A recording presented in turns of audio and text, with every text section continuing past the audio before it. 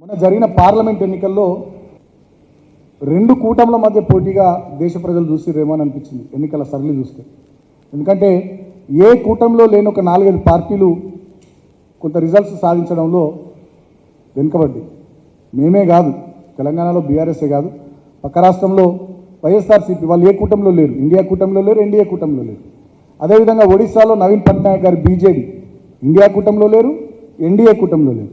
అదేవిధంగా ఉత్తరప్రదేశ్ 80 పార్లమెంట్ స్థానాలు ఉన్నటువంటి ఉత్తరప్రదేశ్ అది number 1 state in terms of parliament seats, Lok Sabha seats 80 ఉత్తరప్రదేశ్లో ఉంటాయి.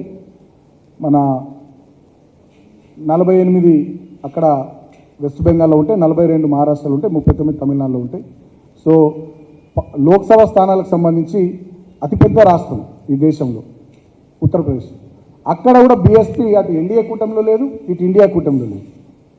వాళ్ళు కూడా అక్కడ దెబ్బతిన్నారు. సో